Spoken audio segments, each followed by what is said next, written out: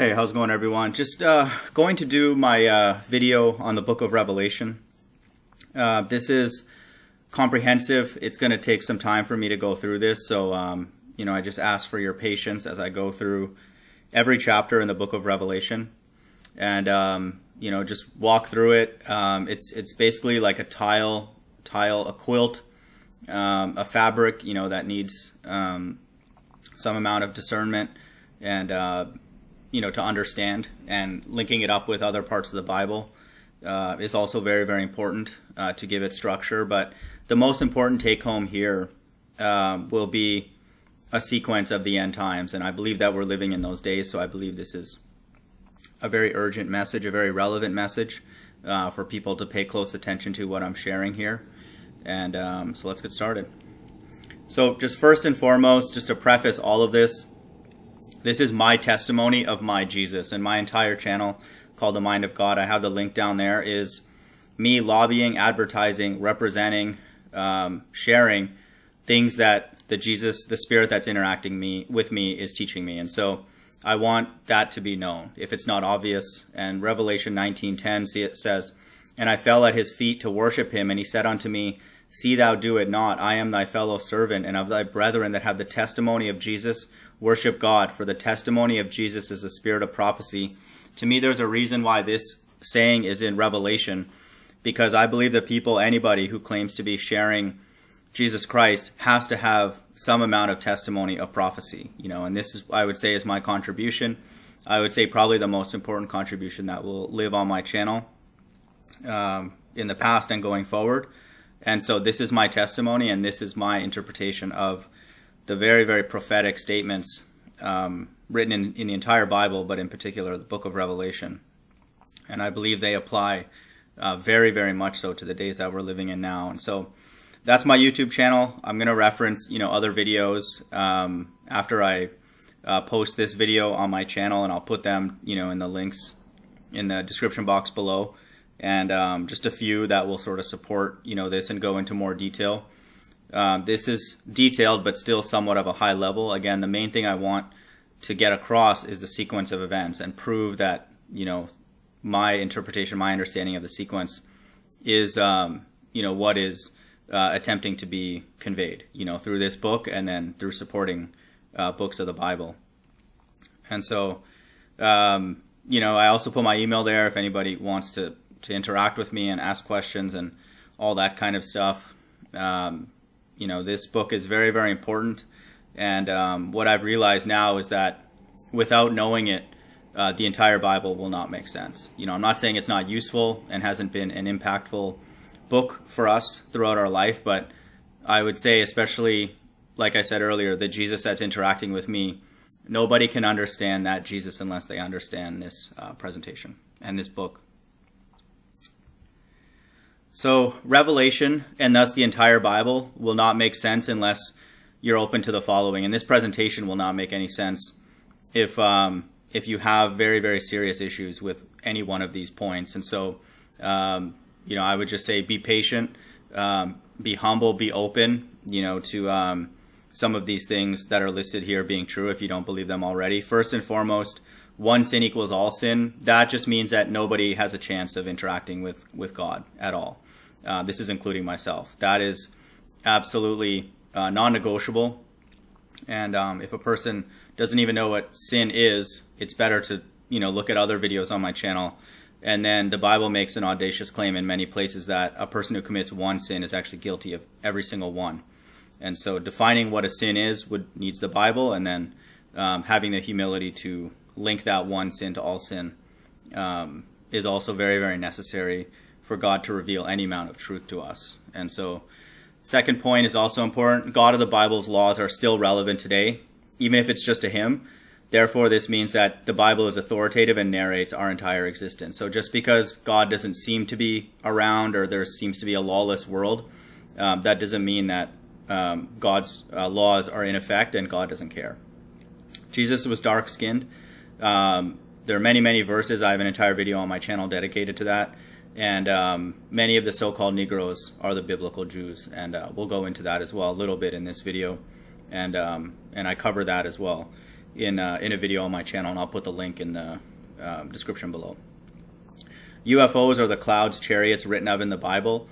This is very, very important. There's a lot of people out there saying that these UFOs are aliens and demons and all that kind of stuff, which shows how backwards this world is. So if you don't have an opinion on it, or if you believe that they're evil, just be patient. It will be very clear that, again, the entire Bible will not make sense if a person deems those objects flying in the sky as evil, because that's the complete opposite of what is true, is that they are actually holy, righteous, administering God's judgments across the earth. Reincarnation is extremely important. I didn't realize it until, maybe more recently, but I have a video on my channel, and this video will serve to support that even more. It's very, very clear. None of these words can come true in this book unless reincarnation is real, and what God uses to reinfuse souls into different time periods. America is modern-day Sodom and Gomorrah and Egypt, and the focal point of the end times narrative. A person's hung up on this mainstream Christianity rendition of the end times, that it's all in Israel and focused in the Middle East and all that kind of stuff. That's a distraction. To me, those people are lost, and they're looking in the wrong place.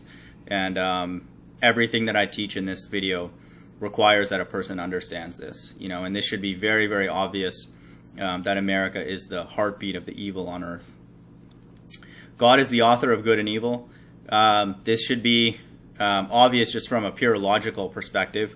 If there is one entity, the Most High, that made everything that exists after that is an output of His creative power, and that is the concept of good and evil. And His expression of good is represented perfectly in Jesus Christ. The current earth realm is hell, and death only occurs in this realm. This is important. This is subtle, but very, very similar actually to the UFOs or the clouds and chariots in the Bible, because we have to understand everything going on here is evil, and everything, quote, up is of God, in the heavenly realm, for sure. And then also, objects flying around in the heavens, that are doing objects or doing maneuvers that, we don't even understand. And so everything that is hellish, that is death, is occurring here on earth. And this is very, very important to understand the whole narrative, and then also some, very, very particular verses where the book of Revelation says that death and hell were cast into a literal lake of fire. Those verses will not make sense if a person cannot accept this truth.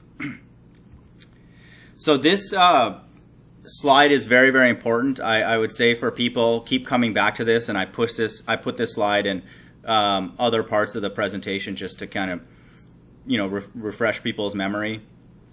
But this is really it. This is the entire book of Revelation summarized here, really, in this one slide. And really everything in the Bible has led up to this, this time of this quote-unquote end of the end. And so there's actually technically sort of two end times. The way Jesus describes it in Matthew 24 is that He says that those who endure till the end will be saved. That is the group of 144,000. And again, I'll walk through how the entire book of Revelation supports Jesus' words. That is the end where I mark with the first arrow, where the 144K/elect are saved, taken, redeemed, delivered from the entire earth. And this is actually the thing that will be used to implement and force the mark of the beast worldwide. So I would say the mark of the beast is implemented now on a voluntary basis, but this event, which I believe is coming soon, will be the trigger for the end of the end. And so Jesus uses two ends when he's talking in Matthew 24 to his disciples. This is the first end. This is those who endure till the end will be saved, and then this is the official kickoff of the end times. And so the four major time periods, or I guess five major, is in that I'm going to delineate in this presentation, is prior to and including World War II. The atomic bomb, from that point back will be one time period. From then until what I would call now modern day is whenever on the slide I'll actually depict which of these buckets that we're in. And so I'll describe from World War II onwards to now as modern day. And then from when the elect are saved, taken, redeemed, delivered, from that point and exactly 3.5 years to the day after that, will be a 3.5-year Great Tribulation period. And then the final is God's wrath. And that is a time where God is destroying everybody who has the mark of the beast. Everybody on earth during that time will have the mark of the beast, and there will be no one on God's right-hand side. He'll essentially just be cleaning up the entire earth. And that is described, very much in detail and then referenced in many, many chapters throughout the whole book. So this sequence is what a person would need to understand in order to understand the sequence of, everything in Revelation. Because Revelation, every chapter and every other book, Matthew and 2nd Ezra and all that, follow this time period as well. And so there is a 7-year period total, of Jacob's trouble, and the 3.5 years leading up to the 144K elect being saved is what we're living in right now. And so we will know only the end of that 3.5-year time period when the elect are taken away. And so we technically don't even know the beginning of it, because we would again need to know when the end of it was. And so that day is reserved only for the Most High to know. And that's written in Matthew, where those days are to be shortened for the elect's sake. And so that is the 7-year period that's referred to, commonly when talking about end times. And I believe we're living in the first half of the 3.5 year, and it's coming to an end, very soon. And so, the second 3.5 year period is very, very important. It's when the gospel will be preached worldwide, the true gospel, the actual gospel, not by Masons, Satanists, people trying to profit off of the Bible, people telling half-truths and all that kind of stuff. The true gospel, the actual gospel, will be preached worldwide by 2 witnesses who are on Jesus' left and right-hand side. These are actual people, and they will be prophesying here in America in sackcloth, dressed very, very humbly. And you have to be humble to be close to Jesus Christ, and they are the embodiment of that. And that's a very, very important time period where the entire world will be tested for their faith in God or their allegiance to the government and the beast system that is now very, very obvious that it's working worldwide. So just keep this timeline in mind. I'm going to keep referencing it over and over. And, it's really the structure, the main sort of take-home message, and then I'll put the Bible verses in place to support this timeline. And so on each of my slides, I'll also put one of these 5 labels just to let people know which time frame I'm referring to. And these are the main time frames, in modern day. There was pre-World War II. There's modern day, which is World War II onwards, let's say the dropping the atomic bomb, and then to now. Then there's the 3.5 year Great Tribulation with the 2 witnesses, which I believe is coming soon. The 4th is America, Bird, and God's wrath. That whole period of time is when the earth is only filled with God's left-hand side. Everybody will have the mark of the beast.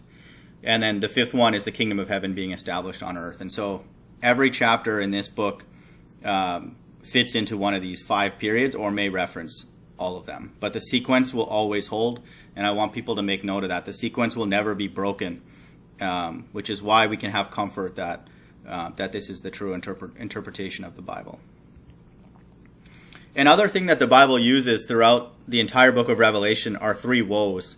And I just put the 3 woes here just to understand mentally how they fit into this timeline. And so the first woe ends literally on Revelation 9, 11, and 22. That's why Revelation 9:11 is a very, very important verse, and then the actual event in human history of 9/11 is the ending of the first woe.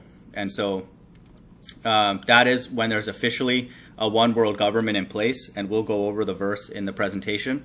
That's officially this, quote, new world order, where now all the governments are aligned, and they're all working together. They're actually, believe it or not against one another. They're actually now aligned as one world, as a one world government, preparing for Christ's return, when he is going to come in wrath, to destroy. And so all these things support this, fake moon landing. If you're a flat earther, the Bible supports a flat stationary earth. We get all this for free because we know all the governments are aligned, and working together for some ultimate objective. And I'll explain what that is really through this whole presentation. And so the first woe has passed. It's in relatively recent history. The second woe is the 3.5 year Great Tribulation period.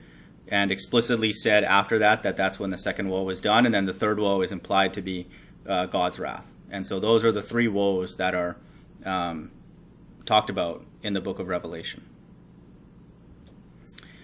And so this figure is also very, very important to understand. This is the actual body of Christ. This body needs to be understood in order to understand the book of Revelation and really the entire Bible, that this is the structure. We have Jesus Christ, who is the top spirit on the right-hand side.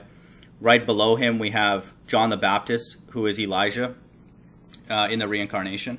And that's also stated explicitly that amongst those born of men, John the Baptist is the greatest. So if there was a slight hierarchy, that's why I put Elijah on the right-hand side, if you were Jesus Christ looking outwards, and Moses and John the Revelator on the left. And so I'll explain the link between Moses and John the Revelator in this video.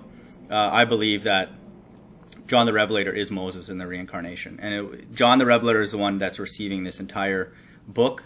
And there's a verse that, there's multiple verses that seem to indicate that, he's involved as one of the two witnesses. And so the two witnesses are Elijah and Moses. And below them are the 24 elders. Below them are the 144,000 in Revelation 7:3. And the rest of God's right-hand side, which are described as a mixed multitude, are in Revelation 7, verse 9. And so anytime we see or reference the 144,000, they will always come before the mixed multitude, and then they both will always come after, the 24 elders. And so this is very, very important. This is the sequence of events. This is the body of Christ as well. And then this structure and hierarchy is very, very important to understand how God is redeeming his people from the earth. And it will be done in a sequential way. And this is the hierarchy. And the closer a person gets to the top, they are more and more inclined to servanthood. And like I read earlier in that verse about the testimony of Jesus Christ is a spirit of prophecy. And so the closer a person is to Jesus Christ, they will be more and more inclined to prophecy. And so those two witnesses are going to be prophesying, in the Great Tribulation period. And then for the rest of us, we are given understanding as well. And then this is our testimony. So just to begin, Revelation chapter 1 starts off with two very, very important truths that will make it so that a person will not understand the entire Bible unless they can accept it. And it applies to things that are going on in the past and also relevant today, to modern day. And so in the top right corner, I put the two time periods that it refers to. And then I also put beneath it, I'll put my channel. I'll write TMOG channel, the Mind of God channel, because then I'll have videos somewhere on my channel. I have over like 500 videos, but if a person wants to know the specific video I'm talking about, I can put the links in below, but by chapter. And so actually I'll do that. That's a good idea. So if it ever says TMOG channel in the top right, that means I have another video on my channel that will go into this deeper. But the main takeaways from Revelation chapter 1 is that Revelation 1:7 says, "Those who pierced him shall see him." And so that means that those who physically pierced Christ in the past will see him again. And that means that they are reincarnated. They're back here on the earth right now. Revelation 1:15 says that Jesus is dark skin. It says that his feet are of fine brass as burned in a furnace. People might wonder, why not just say, Jesus is dark skin? It's hidden. These are encoded truths. God doesn't want people who can't accept many things to read the Bible and understand it. And so these are very, very important, and there are clues given right at the beginning in order for us to first understand reincarnation, because it's everywhere in the Bible, especially in Revelation. And if a person doesn't understand that Jesus is dark skinned, like I said earlier, they'll be looking in the Middle East thinking that those are the biblical Jews, when in fact the biblical Jews are here in America. And many of the so-called Negroes are the biblical Jews. Revelation 2 and 7 also makes a very, very important statement, and is used many times by Jesus himself in Revelation 2 and 7. "He that hath an ear, let him hear." These are encoded truths. And so I want people to know that don't be discouraged if not many people get it, really anything about the Bible, because it's not meant for very many people. And Jesus gives anybody the ability to understand truth. He gives it to them himself. Revelation 2 and 9 again reiterates that that there will be a group of fake Jews, and it applies to the historical time when the letters were being written to the 7 churches, but it also applies now in modern day. There's a layered understanding of Revelation 2 and 9 that in modern day as well, we're going to have a group of Jewish people that are claiming to be the biblical Jews, but do not cite or reference or read or distribute any truth from the Bible. But we will have the real Jews who will be, looking similar to Jesus, having dark skin and white and woolly hair. And so there are other prophecies, and the video that I went into that I have on my channel where I talk about Jesus being dark skinned will explain, how this is true. And it's very, very important to unlock the book of Revelation. Okay, so chapter 3, again, uses the same terminology as Revelation 2 and 9, reminding us again that even in those, in that other church, in the churches described in Revelation 2 and in Revelation 3, there were people in those groups who are pretending to be Jews, but they're not. And so, they would be sowing evil, sowing falsities, not following the law and all that kind of stuff. And we have that to an exaggerated degree to this day. And so we're reminded of that again in Revelation 3 and 9. Revelation 3:10, also, when speaking to that church in Philadelphia, it alludes to a group that will be withheld from the hour of temptation to test the entire world. And so this, again, will give us insight into the fact that there's going to be a select group that are taken away first, and then there will be this, quote, hour of temptation. And so a group being withheld is the elect. There will be an hour of temptation, which is a 3.5-year period of the 2 witnesses prophesying during the Great Tribulation. And just know for the language, especially in the book of Revelation, an hour will typically mean a 3.5-year period, which is 42 months and 1,260 days. And so those are all one-to-one, and that's very important to know. And so this hour of temptation is 3.5-year period where people will literally be tempted to take the mark of the beast, just to preserve their life. And those with common sense and then also understanding of the Bible will know it's better to give up their life in order to declare to the world that they're on God's right-hand side and then resist this evil system worldwide. And Revelation 3 and 12 also foreshadows the kingdom of heaven, which is the last 2 chapters of the book of Revelation. It describes new names being assigned, that the temple is actually constructed of souls, and this is why Jesus said the kingdom of heaven is here among you. He's saying that it's people, it's souls, and it will ultimately be established here on earth, so there will be a new heaven established on a replenished earth. But the temple is referred to as a group of souls, 144,000 to be specific. Revelation chapter 4, this is an amazing scene, actually. It's difficult for us to sort of wrap our mind around, but it's essentially the beginning. I would say the entire book of Revelation is very formal in the way it begins, and then it unleashes destruction, to some degree or another, or in some way or another. But this is like the beginning of the church service, up in the heavens. And so it's basically the setup of the end times. It's like an opening prayer. And in Revelation 4 and 6, it says, before the throne there was a sea of glass. And this, I believe, is referring to the firmament, where in Job 37:18 it's described as the molten looking glass. So this is like an event, that's going on above the firmament, in the, quote, spirit realm. But they're looking down, and John the Revelator is seeing this just a huge molten looking glass, this sea of glass. And so this is an event, a, quote, church service in the heavens, and it's all he's seeing a vision of the throne of God. Above earth, in the heavenly realm. John the Revelator also sees 4 beasts multiplied by 6 wings, which are symbolic of the 24 elders. And so the 24 elders are represented by 4 beasts, a lion, a calf, a man, and an eagle. I believe those are representative of 4 different kind of characteristics of God, of Jesus Christ. He's described as a lion in many places. He's described as the Son of God, so a calf, an offspring. He's came in human form, and an eagle is described and used as destruction. And so he has these characteristics. And, a person, John the Revelator, seeing this vision is seeing things that are representing, Christ's personality.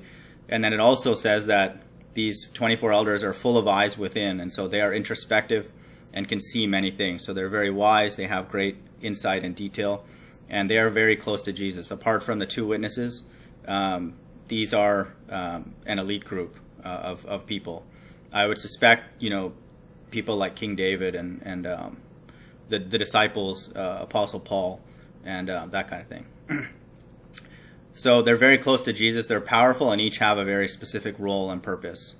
Revelation 4:11 says, and this is a very, very important verse for really to understand the entire Bible and really to understand our entire existence, that it says, for thou hast created all things for thy pleasure. And so God has made everything physical, everything spiritual, everything God has made. And he's doing this for his pleasure. And that's an incredible thing, that this is pleasurable to him. And then the part that it will be a reward for those on God's right hand side is we'll understand in the last 2 chapters of the book of Revelation the kingdom of heaven, and then we'll get a sense of like what all this build up was for, and then we'll get an understanding of the things that please God for eternity. Chapter 5 is very symbolic, but it's again continuing on of this scene, this quote church service above the firmament in the heavenly realm. And it's describing a book with writing on the inside, and on the back side of it had 7 seals. And so if you look at the Holy Bible and you look at the back of it, that book will be the book of Revelation. No matter what, is whether you have the Apocrypha or not, the book of Revelation is the final book, the final saying. And so it's symbolic of 7 seals that are to be loosed. And the only person that's able to loose these is Jesus Christ. And so there's a ceremony in heaven, and he is the only one that has the power to loose these. And it is after his work on the cross. And so once he is taken away back in the spirit realm, this service happened, this church service. And so that's why I put pre-World War II. This has happened in history, that after Christ's work on the cross, he has now, from that time to now, been loosing these 7 seals. So the important thing now is that they're going to start, opening up the book of Revelation, and breaking those seals, and then they're going to release those judgments on earth. And so these have all happened. These are things in the past that I believe have led up to this world that we live in right now. The first seal is a white horse, which was out set to conquer. We'll have a second seal. There was a second seal, which is a red horse for blood, and it describes war. There was a third seal that was a black horse, which is meant to go out and create inflation. And we've seen that happen just throughout all of this money system in the world, just paper money and all that kind of stuff, not being backed by gold. The fourth seal is death and hell, and it was a pale horse. And so that is all the wars, all the stuff that's happened in the past, World War I, World War II, and just all of the calamity that's happened throughout human history, including those 2 major wars, is the fourth seal. The fifth seal is martyrs given a white robe, told that more people need to die. And so everybody that is in the quote heavenly realm that is not now reincarnated into the time frame that we live in now, they are just told to wait. They are people that have passed away and are in the spirit world, and then they're urging God, anxious for God to end it all, get us to the end of the end. And they're just told to wait more time because more people have to pass away and be martyrs like them. And so the great tribulation still has to happen. And that's that 3.5 year period where the 2 witnesses are prophesying. The sixth seal sets off a great earthquake. The sun became black and moon became blood. It was not described as the greatest earthquake, which is different than another earthquake later on. It was just a great earthquake. The sun became black and moon became blood. These happened, routinely throughout human history. And then it also describes a picture of heaven departing up as a scroll, which I believe refers to as an atomic bomb. And so if you look at that picture in the top right corner, That's what it looks like. It's like literally the atmosphere turned into a scroll, when an atomic bomb is dropped. And so that's in Revelation 6:14. And so I believe everything in Revelation 6 is pre-World War II, including World War II. And those are the 6 seals that have already been loosed on the earth. And we're living in a time now of the 7th. And so Revelation 7 verse 3 also says that there will be no major worldwide destruction until the 144,000 are sealed in their mind, where God's elect who have no guile in their mouth, and they're possibly literal virgins. And so this again will follow the same sequence everywhere in the book of Revelation. Is 144,000 sealed, redeemed, then the Great Tribulation, and then wrath of God. And so this is a very, very important chapter, because John is seeing the 144,000 being sealed, and just know that the way God does it is that he doesn't do it through a electronic device. He does it directly through people's minds, and he's interacting with them directly, through the Spirit. And so he doesn't need a physical mark or anything like that. And so you can see the way God operates with the right-hand side is the opposite of the way Satan operates here with the left-hand side. So it's a complete opposite of the mark of the beast. Then he sees a vision of a great multitude. And then he's asked, who are those, that he's seeing? And he's been told that they are those who came out of the Great Tribulation period. And so he always sees the elect first, like I showed on the body of Christ image, always the elect first. And then he sees a mixed multitude. And so these are people that are going to be tried. It could be us, through a Great Tribulation period. And we're going to be tempted with the mark of the beast. And so those who resist with their life will be a part of that mixed multitude. And they'll come from all nations on earth. So again, this chapter reiterates the sequence. 144K are sealed and delivered. The great multitude who came out in the Great Tribulation are stated next. And then the kingdom of heaven is described. And so this sequence, again, is consistent throughout everywhere. And then so it gives us comfort that that is exactly the way it will happen.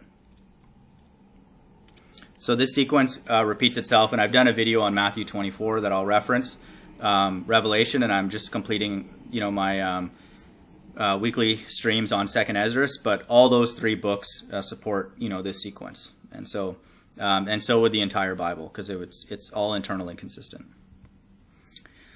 Okay, so this is the modern day now. So there's 6 seals that have been loosed, and that judgment has been taken out on earth, and so this is now modern day. And so the 7th seal is loosed by an angel, and then now this 7th seal actually has 7 trumpets, and so this 7th seal has 7 things that are going to happen sequentially. And so we go through them. And so I believe that these represent from World War II until now. The first angel trumpet destroys 1/3 of the trees. And so I want people to know that this does not mean like 3 trees, then 1 is burned, that kind of thing. It's symbolic. This is very, very sort of high level understanding of what's been happening from World War II until now, is that there's been a scarcity of resources. Things have been destroyed over time. And we even see with these wildfires in Australia and all that, like the whole world has just been killed, but not completely, but there has been death, steady amount.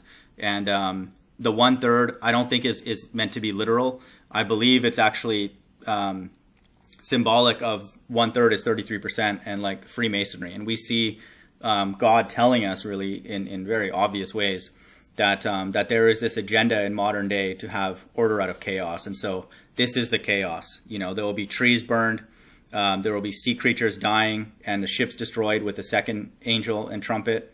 And then we see this, we just see animals like just coming off the shore, just dying. Ships are being destroyed, which represents slowing down of the economy. The 3rd angel releases wormwood, where 1/3 of the water become polluted and some die as a result. And so we see pollution of the water. And the 4th angel trumpet says that the day will not shine for 1/3 part. So now this to me is alluding to chemtrails, air pollution from all the factories and all the money-hungry, leaders on earth. and it could also be double meaning relating to solar and lunar eclipses. And so these are the sequence of events for the first 4 trumpets, the first 4 angels. And I want people to understand we're living in an age right now of, like that image shows in the top right, of, quote, order out of chaos. And this is the new world order, and we saw it officially begin as of September 11th, 2001. And so this is the age that we live in. And, the 1/3 to me represents a reduction, a weakening, and that's consistent with 2 Ezra 14:17, where it talks about the earth, undergoing decay. This whole chapter is littered with 33 symbolism. Wormwood is WW, which is 33. If you tilt the W sideways, you get 2 3s. World War also is 33. And to me, this is the modern day period of order out of chaos implemented by Freemasons for God's left-hand side. And so these are all things that have happened, and are currently happening right now. And the end of this will be signified by, again, like I said, the 9/11, event. And so that's when we know officially that we are under a one world government system. And so the 5th angel trumpet has a vision of locusts. And so this also is in modern day. This to me represents all of America's modern day wars and includes the 9/11 false flag. And so Revelation 9:7-9 describes these locusts as having a head of hair like a woman. And so if you look at that picture on the right, if you're a person in the past, thousands of years ago, and you're shown that and you had no idea what that is, you would describe it as a locust, and it has even 4 legs to stand on, and it has a propeller, as hair like a woman. And so this John the Revelator is seeing pictures of modern day warfare, modern day technology, and doing the best that he can to describe it. And he calls it a locust, with a head of hair like a woman. And Revelation 9:6 prophesies suicide and attempted suicides, that people will want to die and want to kill themselves, but they will not succeed. But it just gives us a sense that people will be longing for death, in these days. And finally, the build up, the lead up to Revelation 9:11, where it's described as one evil king will now be ruling over the entire earth, and that is Satan, Apollyon, Abaddon, however you describe it. There is now a one world government in place, and then the Bible says in 9:12 that is the end of the first woe, and there will be 2 more to go. And so this is very, very important for us, in the times that we live in, because again, all these things are happening, and to me, all these things are going to start happening more and more frequently, and it's going to be very obvious, to all of us that if it's not already, that God is interacting with us, and visiting the world that He's made through evil. And so another amazing vision that he's seeing, John the Revelator seeing in Revelation 9:16 and 17, is a 200,000 horsemen. So he's seeing 200 million horsemen, but if you read the description of the horsemen, it is describing a missile, in rocket technology. And so people will wonder, what does that mean? What is the purpose of that? Well, for someone to understand the entire Bible and the book of Revelation, the final battle is Jesus Christ and his angels destroying everybody on the left-hand side who's on earth, billions of people. And so these people on the left-hand side, Satan, who, like I said, in Revelation 9:11, are now under one king, Abaddon, and in the Greek tongue, his name is Apollyon.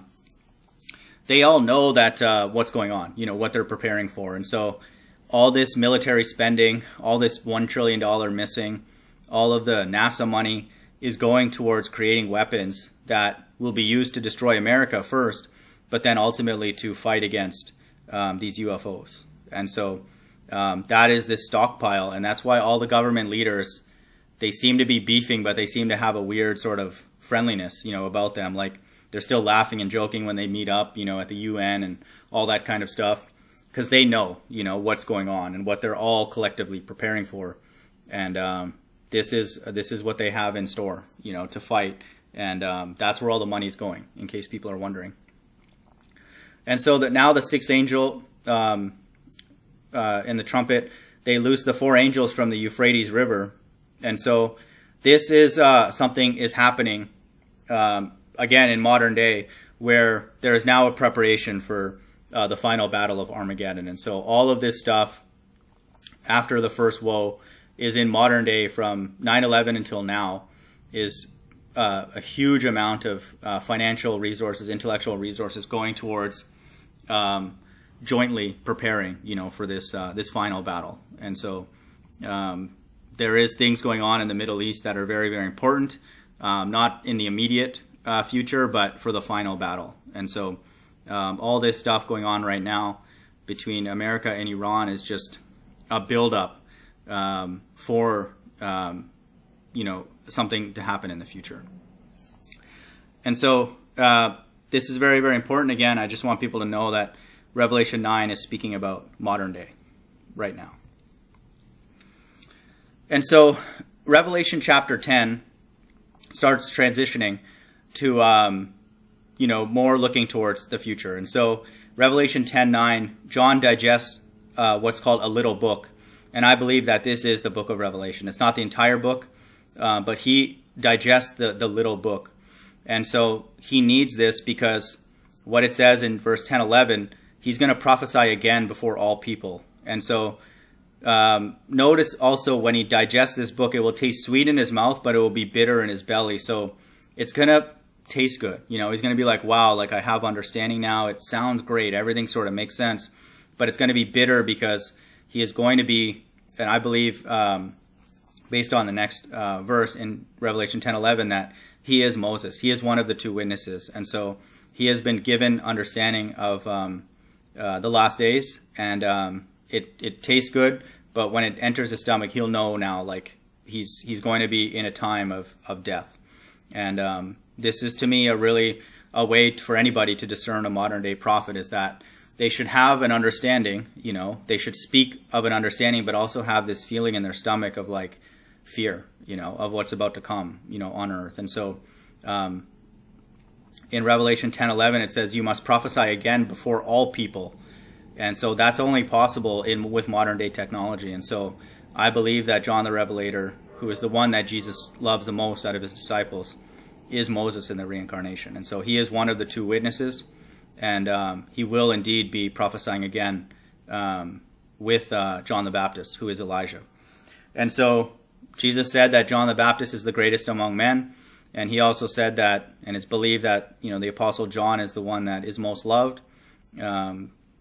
And so those are the two most esteemed spirits in the Bible. And so they will be working together, prophesying in America, during that 3.5-year tribulation period. And so in Mark 10:37, where the disciples were clamoring, asking Jesus, can they be on his left and right hand side when he appears in glory? That is appear to have been settled, in the book of Revelation, that those two seats are reserved for Moses, who is John the Revelator, and John the Baptist, who is Elijah. And they're appointed by the Most High. Jesus says those seats are not for him to decide who are filled. It's been determined, from the beginning by the Most High. Because again, this is his whole narrative. He created everything for his pleasure. And so that's a very, very important chapter that gives us a sense again about the two witnesses and what their role is. So this, to me, is possibly the most important chapter in the whole book of Revelation, because none of it will make sense unless a person is given understanding about this. And I have a very, very extensive video on this, and so I'll reference that as well. But the question that is asked and answered here is, like it said here in in chapter 10, you must prophesy again before all people. That again can only happen in modern day, where an individual or a group of individuals could prophesy to the entire world and preach the true gospel, which no one has on earth right now. We have crumbs, we have a certain amount of truth, but the true gospel has to come from God's left and right hand side. John the Baptist and Moses. And so that's who's going to do this. And this chapter explains that there will be a literal period of 3.5 years where these two individuals, these two witnesses, will be prophesying and administering plagues on the entire world. And so this thing also is very, very sequential. And it's also important to know that it's a fixed time period of 1,260 days, 3.5 years, or 42 months. And so this chapter 11 gives us more insight into who these two witnesses are, how we would be able to discern, what is being spoken of here. And so these two witnesses are described based on their power, and their role. And so it's said that they have the power to shut the heavens to make it not rain, just like Elijah has done, in human history. And it's written of as well in James 5:7. And so he seems to be the very likely candidate to be one of them. And he's John the Baptist. John the Baptist and Elijah are the same spirit. And also, they're told that they're going to be administering plagues of turning water to blood, just as Moses did in Exodus chapter 7. And so just by what they're described that they're to do, it makes sense that it would be Elijah and Moses, that will be here, prophesying, dressed in sackcloth, very humble, and they'll have a tremendous amount of power, because when a person reads Revelation 16, again, this chapter starts off with the temple, the spiritual temple, and then goes into plagues, that are listed sequentially, and then they are the ones that are described of that these two witnesses will administer. And the first one will be to smite the world with people with sores who have the mark of the beast. And so this is, Revelation 16 is the output of these two witnesses during the Great Tribulation period. And so, they'll have a tremendous amount of responsibility. They'll be hated. They'll have a tremendous amount of power to administer things going on in the world everywhere. And so this is that final 3.5 year period. And this is when it's bad, thankfully it's not lasting forever, but it's a bad time everywhere on earth for sure. And we're given a clue as to where these two witnesses will be prophesying. It says their bodies will lie in the streets of the great city known spiritually as Sodom in Egypt, and when our Lord was crucified. And so this tells us now where they will be, physically. And this is why the Bible is tricky, because a person could read this and know that spiritually Sodom and Egypt is obviously America. Anybody with common sense would know that. And,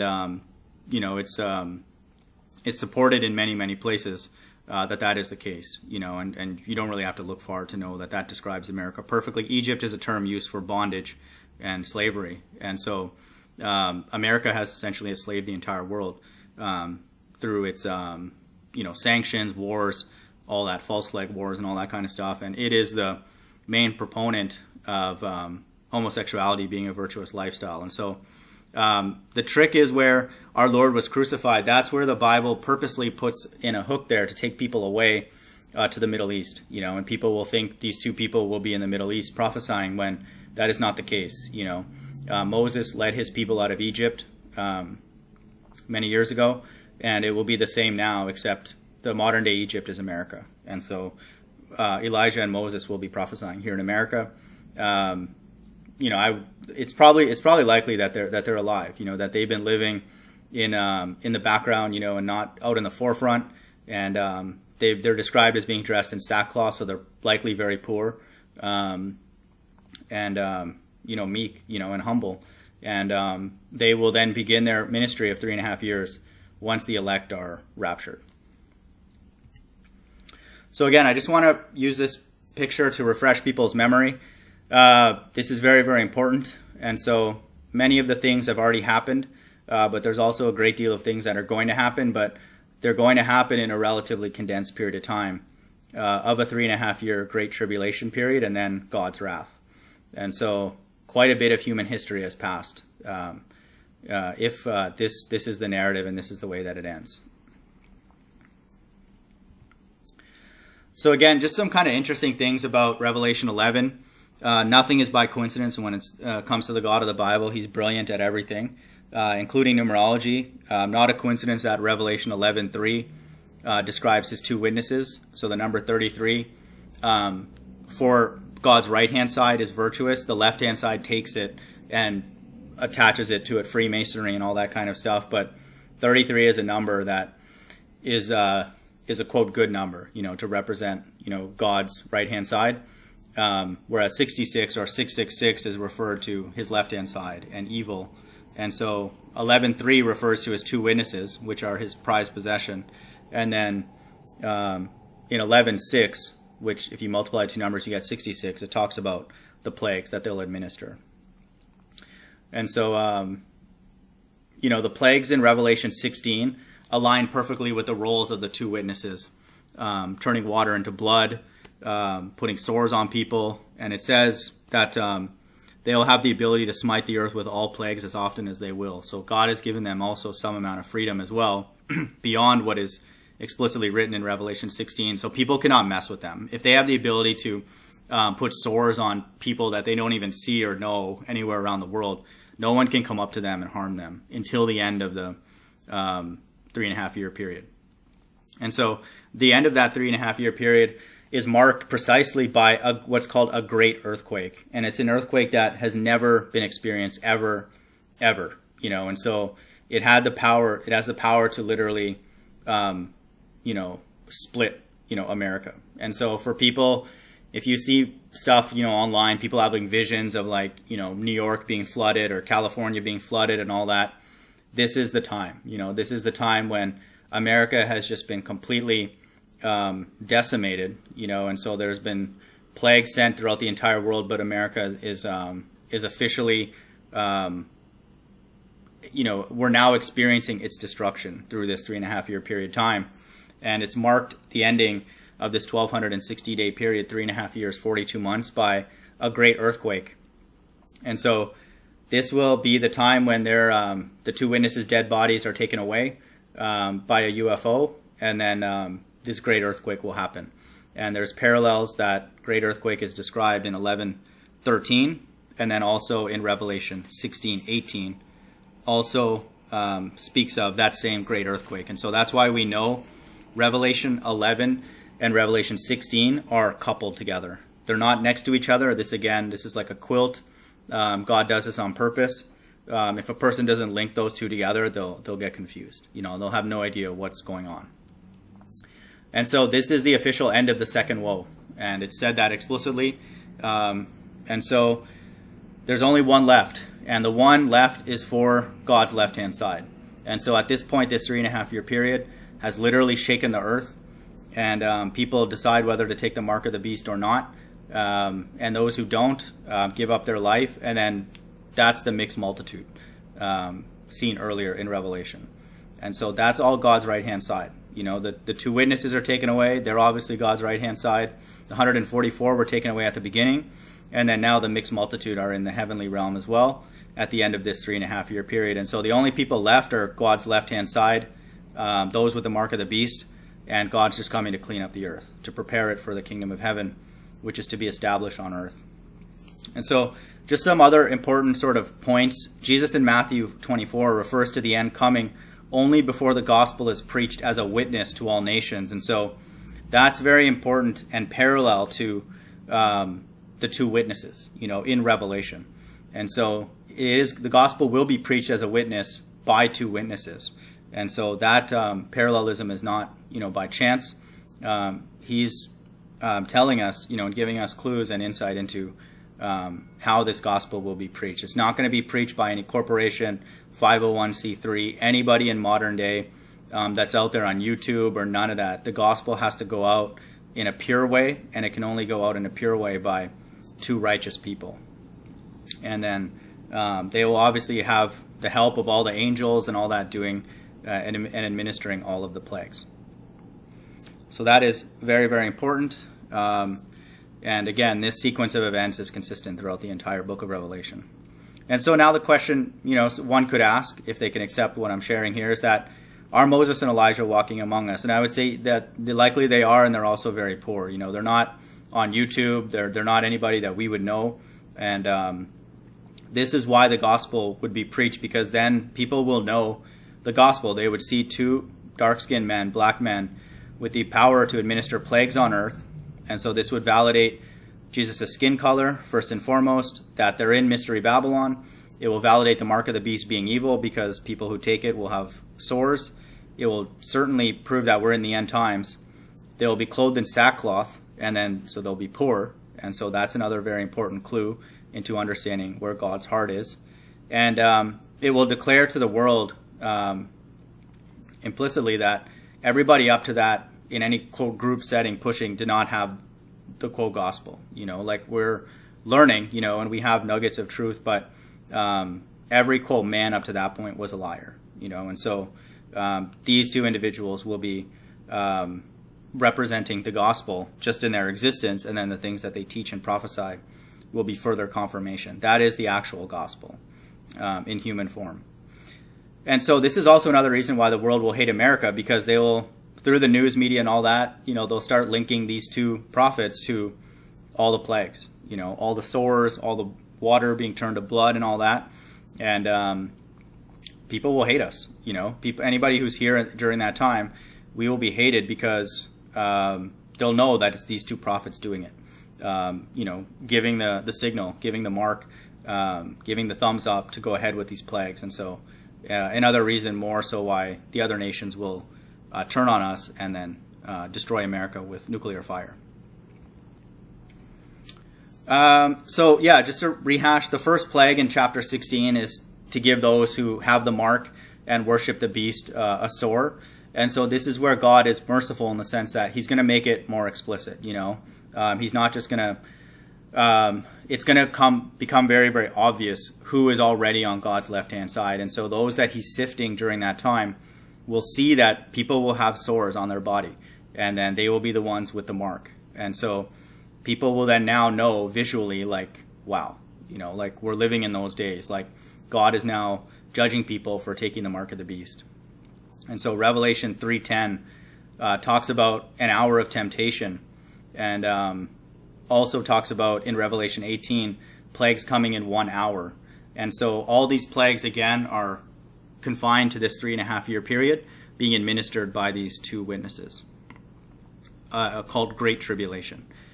And also at the end of Revelation 11 it says, the nations were angry and thy wrath has come. And so this is the final woe for God's left-hand side, and this is only for the mark of the beast takers only, and it says in Revelation 11:18, destroy them which destroy the earth. And so everybody, whoever is involved in like all the wars, all the pollution, all the chemtrails, poisonous food, people killing others' minds with ball earth, they're all just going to be destroyed now. And now the final woe is God's wrath on those people. So Revelation 11 is a very, very important chapter, and necessary to understand events that I believe we're going to start seeing shortly, where two people are going to be prophesying and administering plagues from America.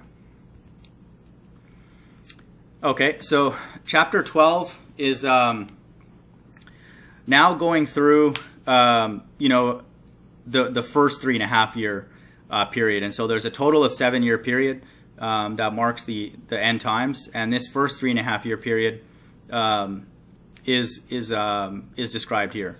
And so this first 3.5 year period, though, the Bible says in Matthew that those days will be cut short for the elect's sake. And so no one knows the beginning of it because they won't know how to measure the 3.5 years until the elect are taken away, because that will be the end of the first 3.5 year period. And so from that point back was the beginning of this first 3.5 year period. And it's using symbolism here where it's describing a woman fleeing into the wilderness, in America for 1,260 days, which is the first half of the tribulation period. And this is consistent with in the past where Moses is asking for God's people to be released to serve him in the wilderness. It's just the modern day wilderness is America.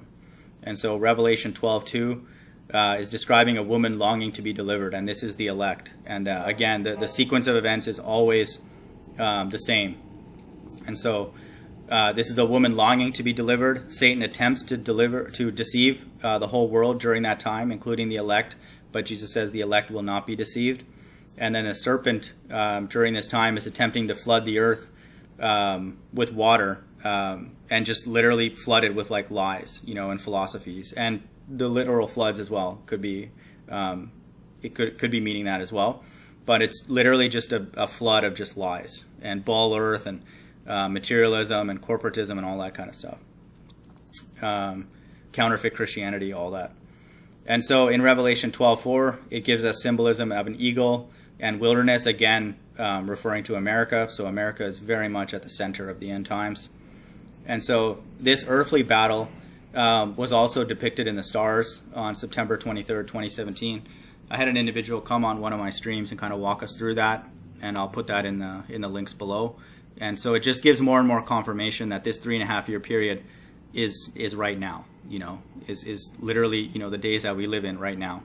And Revelation 12:17 says that the serpent can only make war with the remnant of her seed because 144K were taken away to begin the Great Tribulation period. And so everything is consistent. This is the serpent can only harm people during the 3.5 year period. This 144K, the elect, are taken away. And so all that Satan can do is go after their remnant, their offspring. And so, again, the sequence of events is preserved here as well. Chapter 13, this is a very, very important one, very famous one with the mark of the beast. This describes America gaining power and then having having the ability in the end times to persuade the whole world with, all these lies and, different philosophies.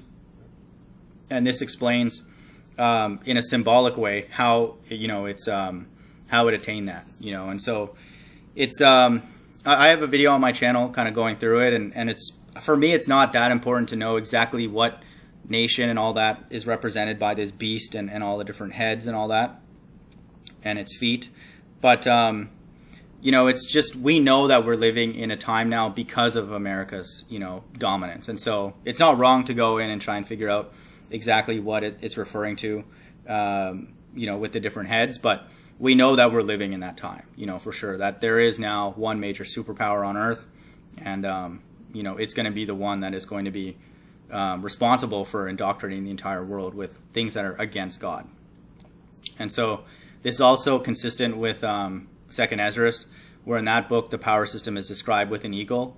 In Revelation 13, it's described as a beast, but it's a beast, an eagle is coming up and attaining world domination, world power, and in Second Esdras it's described as having various heads and various wings, and it's similar to the way it's explained here in Revelation.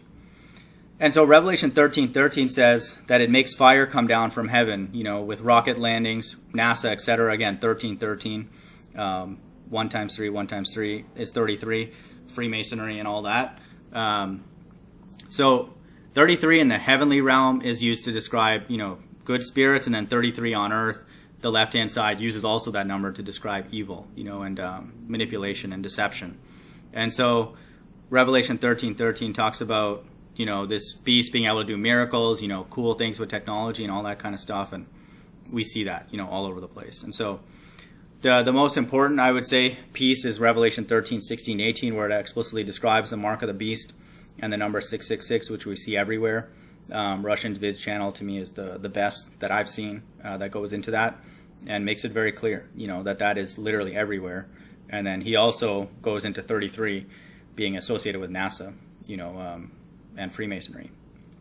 And so this chapter is very relevant to both periods because of really one word that's used in Revelation 13:5. It says, power was given unto him to continue 42 months. And so it's implying that this beast will be active in the first 3.5 year period, but not able to deceive the elect.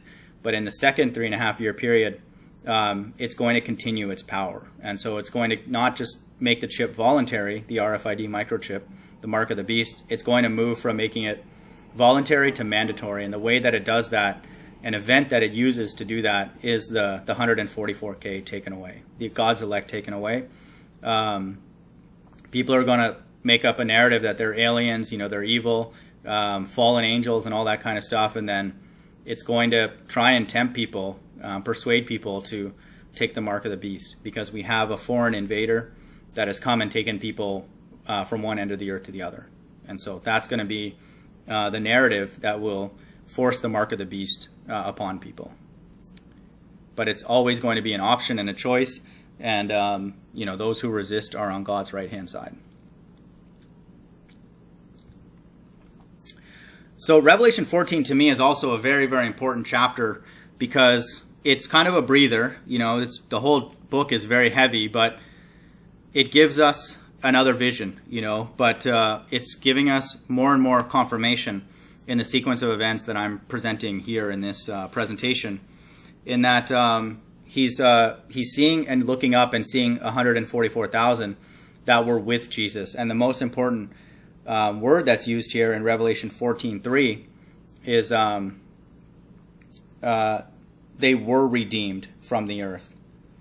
And it also says, again, it actually says it in 3 and 4. It says, in verse 3 it says, which were redeemed from the earth. And then in verse 4 it says, they were redeemed among men.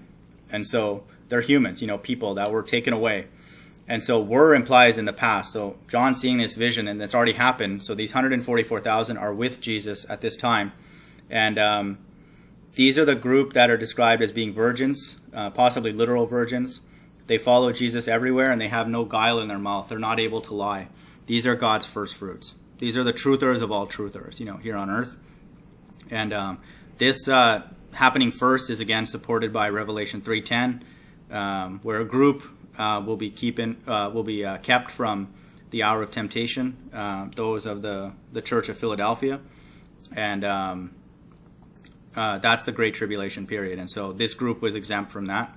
Revelation 18:4 says, "Come out of her, my people, so you don't receive of her plague." So again, implying a group that will be taken out before the plagues are administered in the Great Tribulation.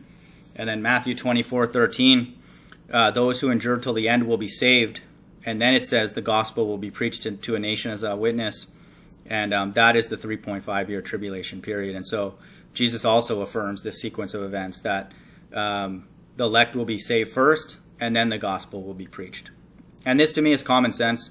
If these individuals have no guile in their mouth, and we're all required to lie to live here, they can't stay here. They can't be on earth and function in a beast system that is completely antichrist. And so they're taken away, and they're exempt from this hour of temptation, this 3.5-year tribulation period. And so Revelation 14:6 goes on to say that after that, the gospel is preached to all nations. And again, the sequence is consistent with everything else in this book. Verse 14:8 goes on to talk about Babylon being destroyed, which happens after this great earthquake that happens at the end of Revelation 11 and Revelation 16. And then it says in Revelation 14:9, those with the mark of the beast are destroyed. This is the final battle. It's described as a sharp sickle, a winepress, blood everywhere, wrath of God to clean up the earth of God's left-hand side. And so again, the sequence will stay the same. The whole Bible will be very confusing if a person doesn't know this. Esdras won't make sense. Matthew won't make sense. People will think Jesus is confused. Why is he saying the elect will be, those who endure till the end will be saved? And then he's talking about the gospel being preached, and then he's talking about another end after that. Then the end will come. So it seems like he's referring to two ends. But the first, it is in sequential order, like it's reaffirmed here in chapter 14. This aligns perfectly with Jesus' words and other books like Esdras. So just remember that sequence of events.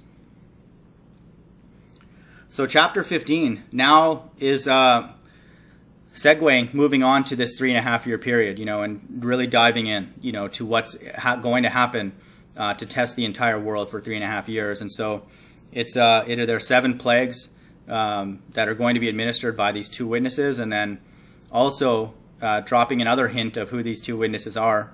Revelation 15:3 mentions the Song of Moses. And so that's one of the 2 people that I believe is the 2 witnesses, and then I believe Moses is John the Revelator. It's the same spirit.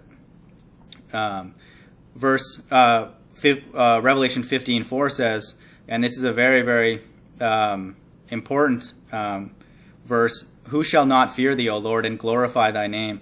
for thou only art holy. For all nations shall come and worship before thee, for thy judgments are made manifest. So now God is introducing himself to the whole world, and through plagues. That's just the reality of it. I think God gives all of us a time to wake up, to acknowledge him, and like it says here, to fear him, and to glorify his name. And so those who don't, they still have a chance, but they will be tested, and it will be through pain. And so that's a very, very important verse in Revelation 15. But that cues up chapter 16, which is the sister chapter to 11. And this is the 3.5 year tribulation period. There will be 7 angels who will have these vials, which will have plagues. And they will be administered worldwide during this period by the 2 witnesses. And so just to go in sequence, I kind of summarize the plagues. The first one is there will be a sore on those who have the mark of the beast. And so this is why it's very important to understand the elect have to be taken away, because that's the story that's going to be used to make the mark of the beast make sense for God's left-hand side to push it on earth. They're going to be like, look, all these people were taken away. We have these foreign people. People are missing, disappeared. We have this mark of the beast. It'll help us track you. We'll know where you are and all that kind of stuff. And there'll be like a system literally worldwide that's already in place, and the technology's there to put this device, in people's bodies. And so this sore, I suspect, will not happen, on the first day. Like there'll be a disappearance of at least 144,000 men, and then people around them, elect, God's elect, and so it'll be men and women, as Jesus describes in Matthew, but it's the 144,000 are all men. And so that elite group, the first fruits are taken away. And then so that's going to be the trigger, and the thing that God's left-hand side is going to use as a motivation to microchip people.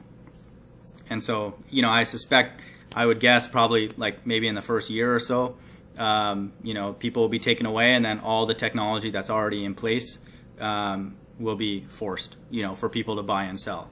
And then so there'll be quite a few people, because there's a mixed multitude with an innumerable number of people that will refuse. And so those are all people that refuse the mark of the beast with their life.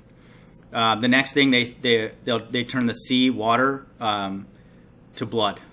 And so this is an incredible thing. Again, all these stories in the Old Testament that seem theoretical and just like fairy tales is going to start happening. And so these 2 witnesses are able, like they've done in the past, Moses has, it's going to turn the seawater to blood, and then it's going to come into the rivers, in the more local water bodies, and then they'll turn to blood. And so next, the sun will burn people up. It's going to be a form of torture to those people who have the sores from the mark of the beast, and it'll get worse. And the next thing, America will be in darkness. It could be in the entire world, but definitely in America there'll be like a power outage or a grid failure or something because of all this calamity. The 6th one is the water being dried up in the Euphrates. This is a preparation for the final battle. And so God is going to start using these 2 witnesses to lay out, a terrain and prepare for this final battle. And number 7 is a great earthquake. And again, very, very important to know, this is the exact same one in Revelation. This is one of the major things that links chapter 16 and chapter 11 together. And this is the marker, the signpost of the end of the tribulation, great tribulation period. As of that point, afterwards, everybody on earth is on God's left-hand side. That's God's final rattling, so to speak, of the earth. And so the rest of the people left are microchipped and now about to try and fight against God, in Jesus Christ. And so at the end of this, America is burned after the 2 witnesses are taken away by the UFO.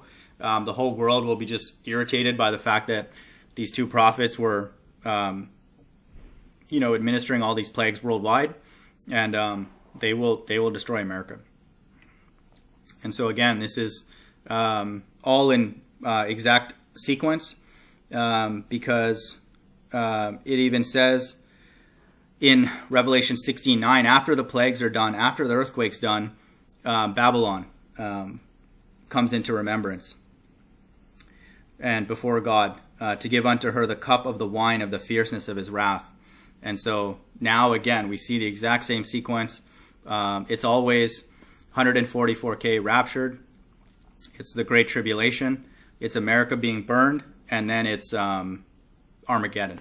And so this is very, very important to know this sequence, or else, again, the whole Bible will not really make sense, actually. And so Revelation 16 is very, very important and represents the Great Tribulation period. So I'm going to kind of go through these ones a little faster just because I have videos on them in my channel, and it's not as controversial, I would say. Like, now it's continuing on. In this case, from here on, the Bible is sequential. And so America has been destroyed, and then it says in Revelation 17:16, America is burned with fire. And so it spends a bit of time at the beginning describing, America, so we know who to look for. And then it says in 17:16 that America is burned with fire. And like I said, it's like the world now attributes all of those plagues to those two prophets in America. And so, just the way the world is, they don't have any spiritual understanding. They don't understand that this is actually God doing this. They'll now destroy America. We're not buying stuff anymore, like the economies officially, run down. And that's why I believe these things have to happen soon, because the economy is going to naturally tank on its own. Like, I'm talking without even these plagues.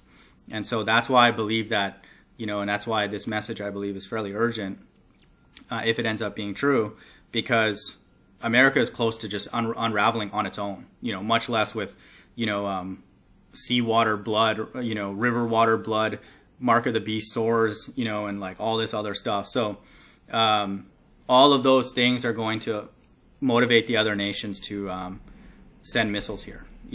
Some of that 200 million stockpile will be used to burn America. And our economy's crashed. We're not paying our debts. And, Revelation 18 goes into even more detail, I would say, as a courtesy to describe, a place called Mystery Babylon. And it's very obviously America. And so 17 and 18 is America being described and then being destroyed. And so Revelation 18:24 gives us even further clues who we're dealing with. In her was found the blood of the prophets. And so people wonder, like, hey, how can prophets be here in America? Well, two of them literally were killed here, the two witnesses during the Great Tribulation period.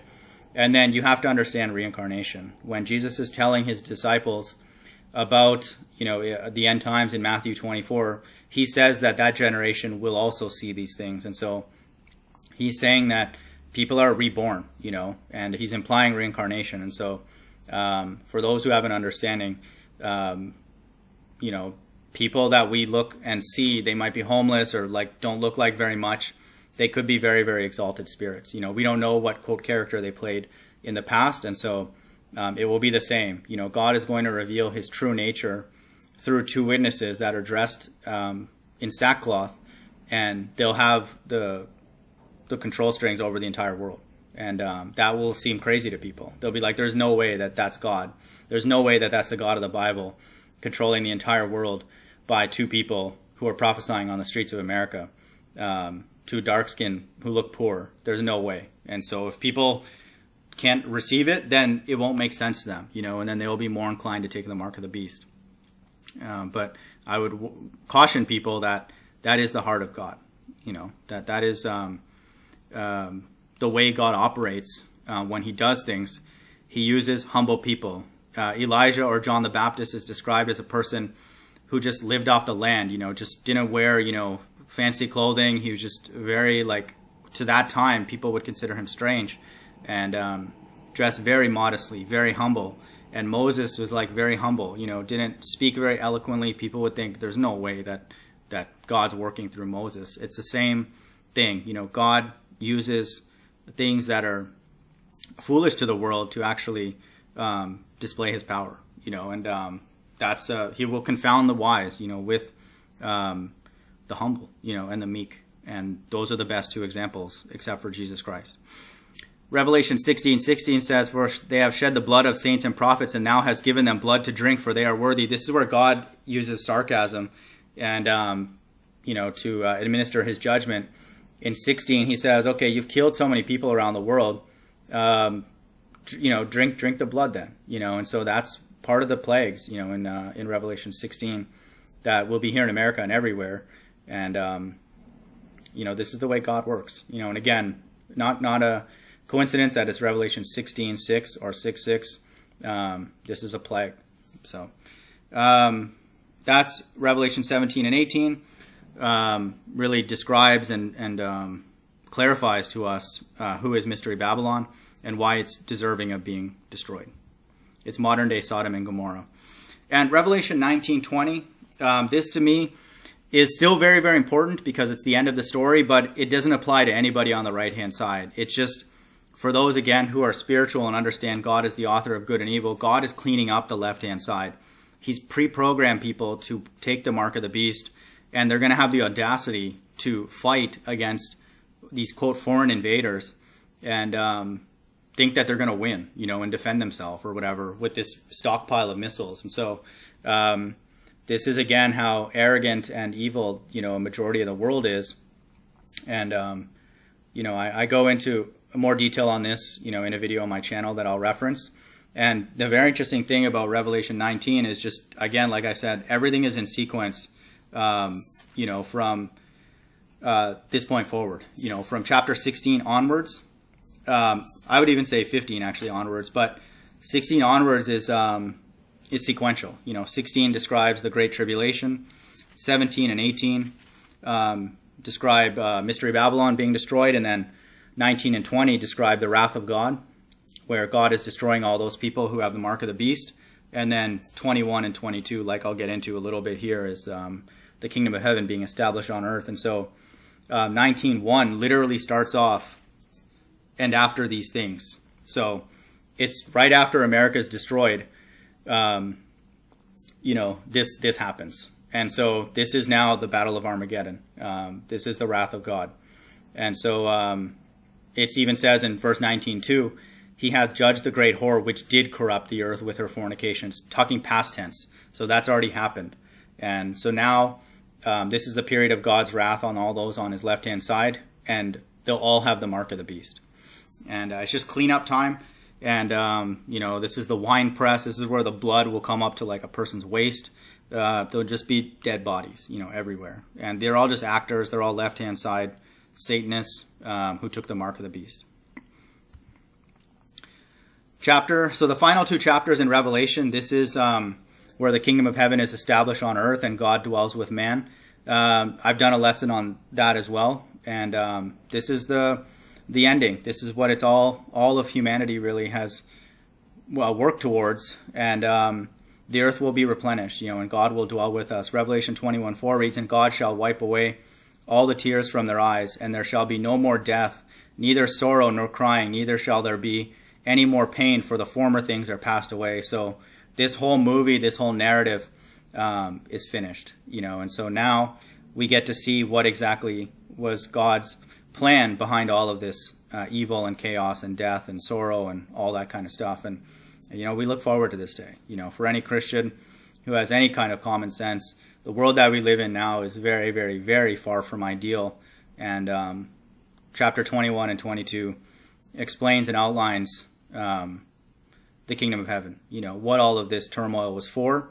And then God will now declare to those on his right-hand side a new name, a way to interact with him, and we can serve him. If we're on the right-hand side, he will now have an assignment for us that will be far from the ones that were assigned here in this beast system. And so that's the end. That is the entire book of Revelation. And that is the end of evil and pain on earth. The earth will exist in a replenished state. And that's, to me, if a person doesn't understand this, I don't think they have a good chance of understanding really any aspect of the Bible. And I don't say that to be arrogant, but this is why God did all that other stuff.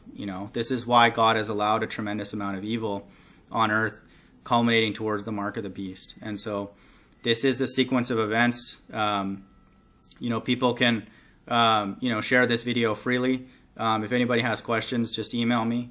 And, these days are at hand. Hope everyone's doing well. Bye.